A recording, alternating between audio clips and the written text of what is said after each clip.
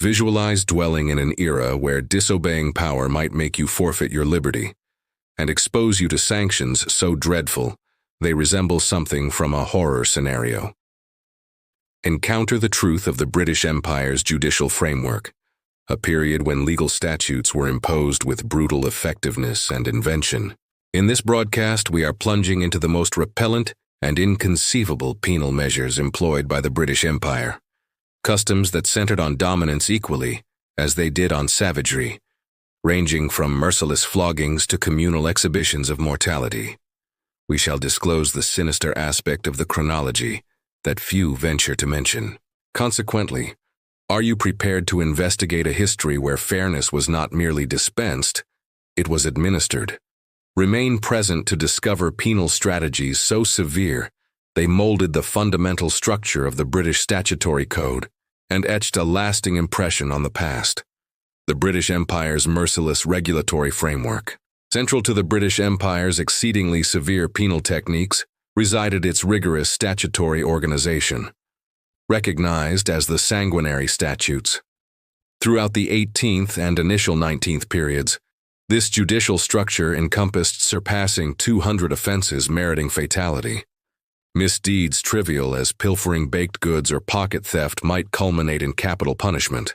This method toward jurisprudence was grounded in the conviction that dread would prevent wrongdoing, a concept expertly condensed by the thinker Jeremy Bentham, who previously stated, "The greatest happiness of the greatest number is the foundation of morals and legislation."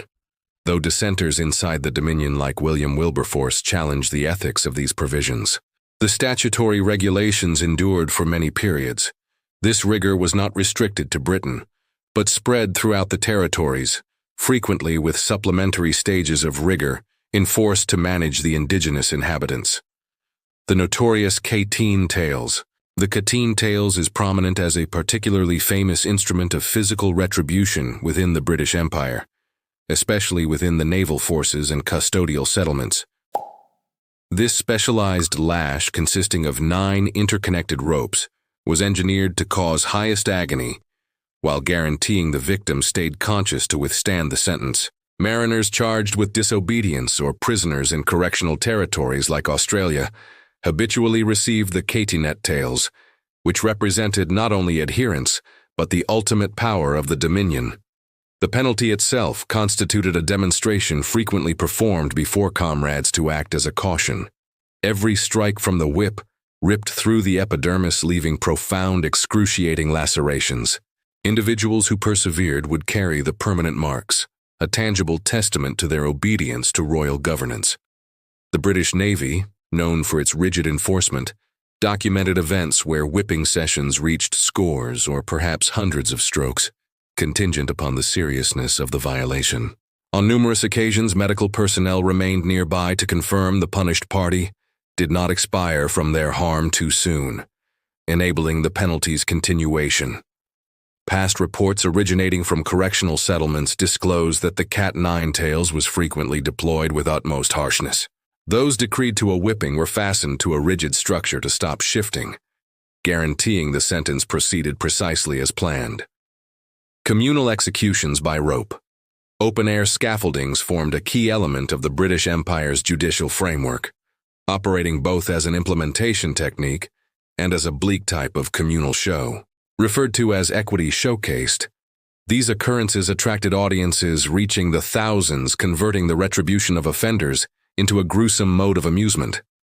Prisoners condemned for felonies varying from pilfering to homicide were frequently put to death in bazaars, metropolitan plazas, or close to the locales of their supposed wrongs, confirming the incident maintained greatest effect on indigenous populations.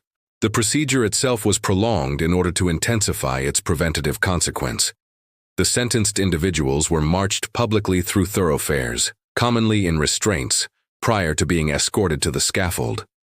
A spiritual figure would administer final religious rites, and the hangman would recite the offenses committed by the indicted loudly to prompt onlookers regarding the fairness being implemented. Nevertheless, fatality via suspension was not perpetually immediate.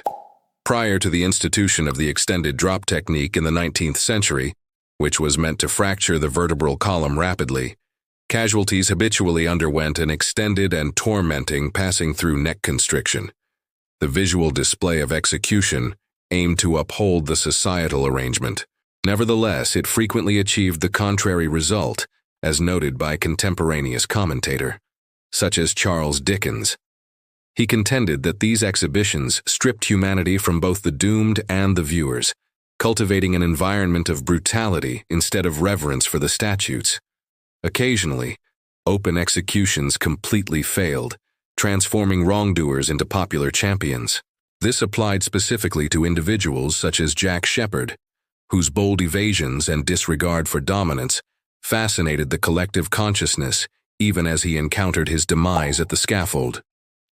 Nearing the conclusion of the 19th period, communal capital punishment was terminated in Britain, relocating within penal confines as a component of extensive amendments to the judiciary structure. Death administered by execution detail. Death administered by execution detail constituted a procedure utilized throughout the British Empire, chiefly set aside for servicemen found guilty of fleeing duty, rebellion, or faint-heartedness. It signified a bleak mixture of strictness and widespread disgrace, intended to dissuade others from equivalent wrongdoings. In contrast to alternative styles of implementation, it was generally executed in armed services locales, strengthening the inflexible ranking and demands for allegiance among the military units. The sequence was systematic. The individual sentenced was generally eye-covered and secured to a vertical support, or positioned in a seat, while a row of servicemen pointed their firearms. In order to lessen the responsibility of remorse for those implementing the decree, a single firearm was customarily filled with an inert cartridge, confirming no person was aware of who discharged the deadly missile. Significant examples of execution by rifle detail transpired during periods of conflict, especially throughout the First Global War. Documents suggest that scores of British servicemen endured this conclusion, charged with abandoning duty or defiance beneath the enormous pressure of trench combat.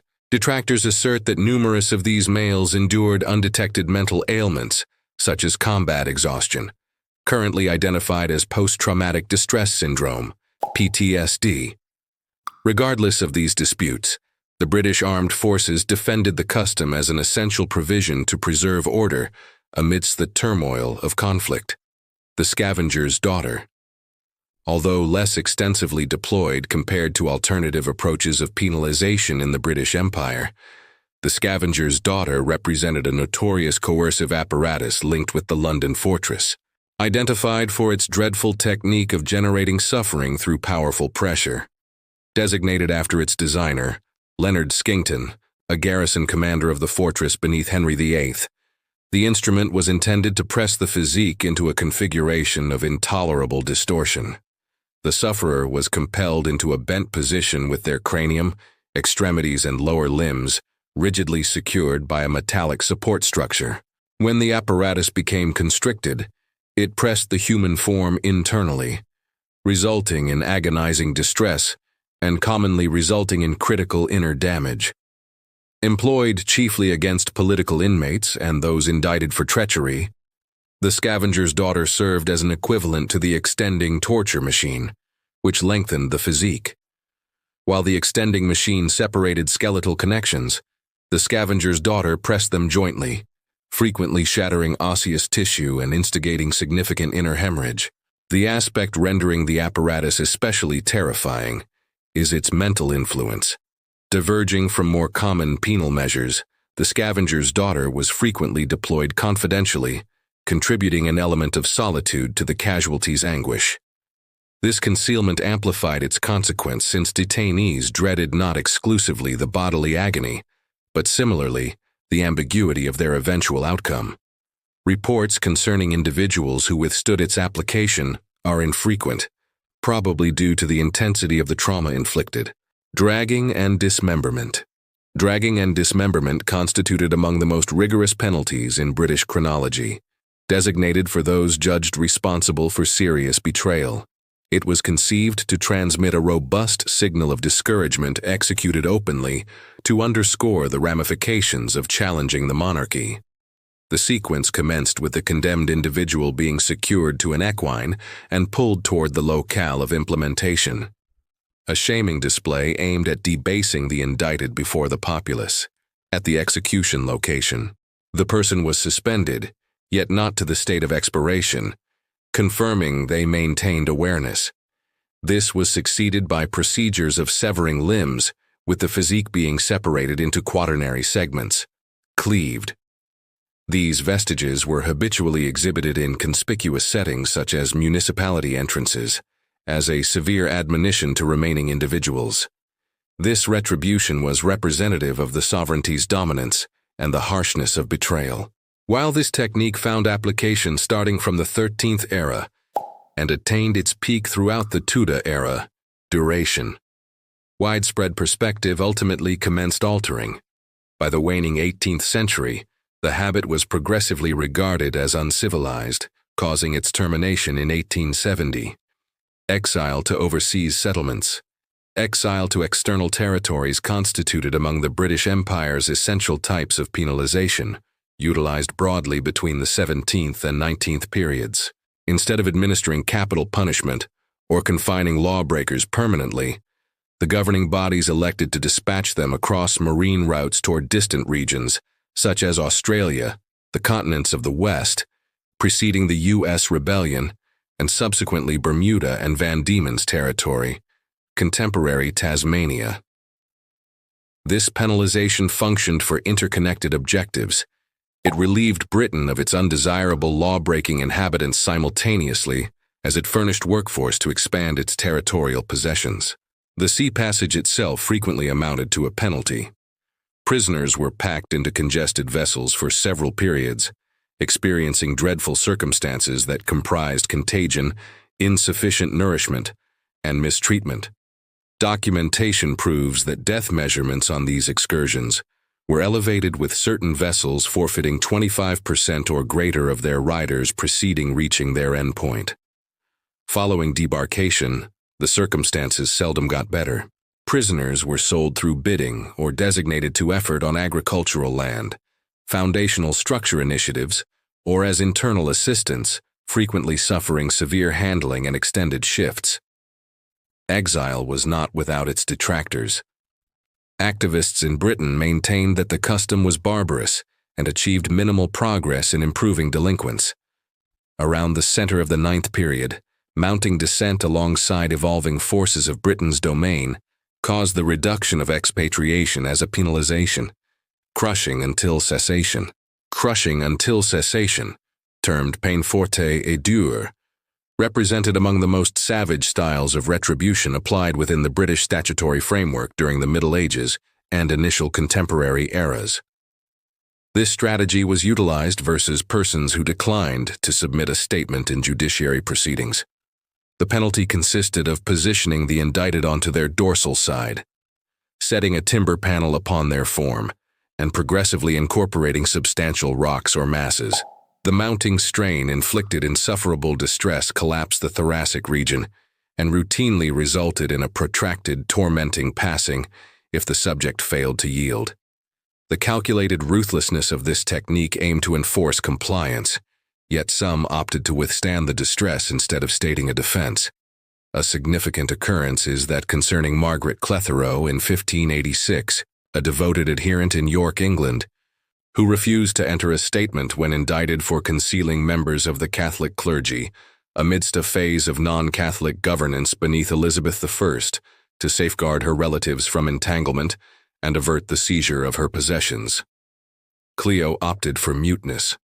Because of her resistance, she underwent the crushing penalty.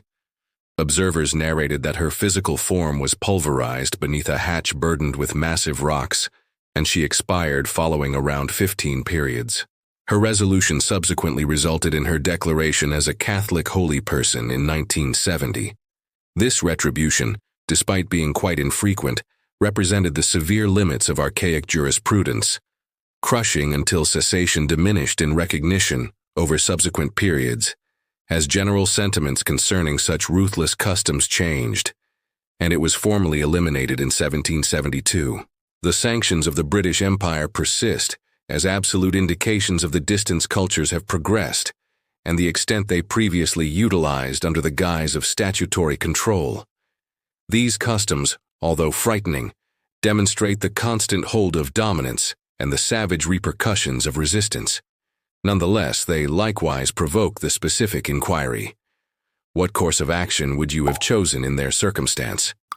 Could you have resisted the stroke of the catenae tails, or the compressing burden of peine forte et dure? Inform us within the remarks regarding what you perceived as utterly appalling concerning these severe approaches. Furthermore, remember this: depress that affirmation key, register, and activate the signal for supplementary comprehensive explorations into the obscured regions of chronology. Ultimately, the past informs us not merely regarding previous eras, but similarly concerning the tenacity of the mortal essence. We should persist in investigating it collectively.